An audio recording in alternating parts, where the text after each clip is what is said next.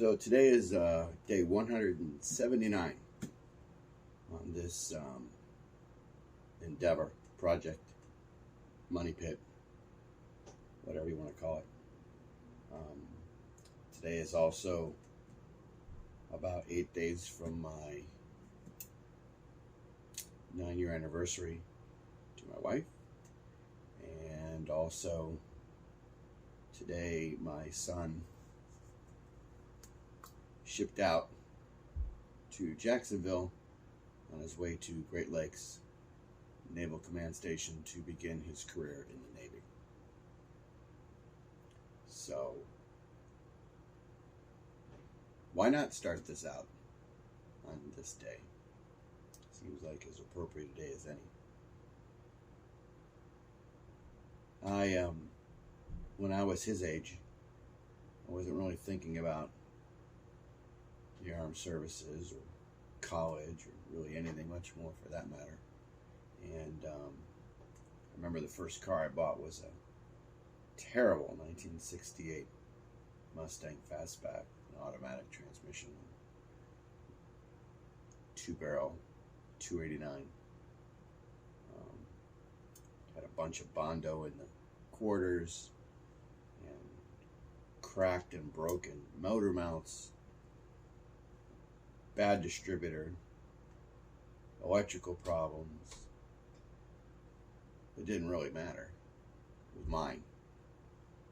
And so I bought shop manuals and read books, because there was no YouTube back then, and figured out a way to fix the brakes, fix the transmission, fix the motor mounts, and on those 2 or 3 perfect days where the car had no issues and a tank full of gas and no leaks, creaks, or squeaks, those were pretty amazing days when you could just fill up and just drive nowhere, to the mall, through the park, through downtown, on the freeway, off the freeway, and just enjoy being with the car.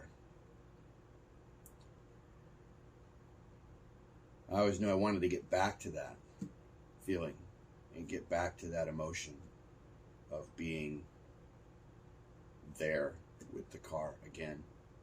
And I always knew that I wanted to make sure that I left behind more than I took, and that my kids had more from me than I may have had from my dad, because unfortunately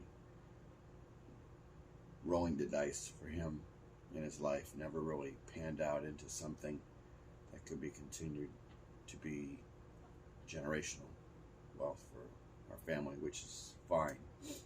But I knew early on I really wanted to make sure that that was something that I did not repeat for my kids, and try to find a way to leave something for them, hopefully not to fight over.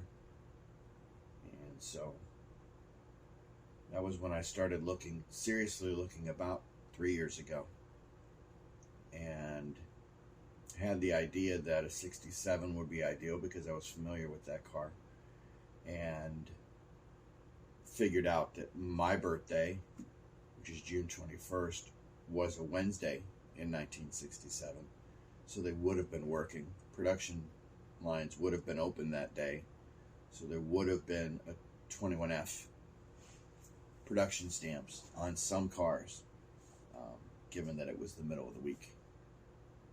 And without wanting to put myself in a position of getting taken by somebody who could just say, sure, I got a car that was built on June 21st, and have a reproduction made of the door tag and just sell me a car that really wasn't what I was looking for. I had to kind of approach people with the ideas of asking them questions without telling them why I was asking their questions, which is why every conversation that would come up with people who had cars available would be, is the door tag intact? What is the build date on the door? closest I came to the 21st of June was like a July 3rd or July 4th or July 5th car, which was beyond where I really wanted to be, because I had a pretty good feeling that cars can be built in reality ahead of or behind those actual official stamped build dates. And it was just really weird that for a long time I couldn't find any June cars. Couldn't figure out why. And after a couple of years of just asking, I got really just annoyed with the fact that I couldn't find anything that was appropriate.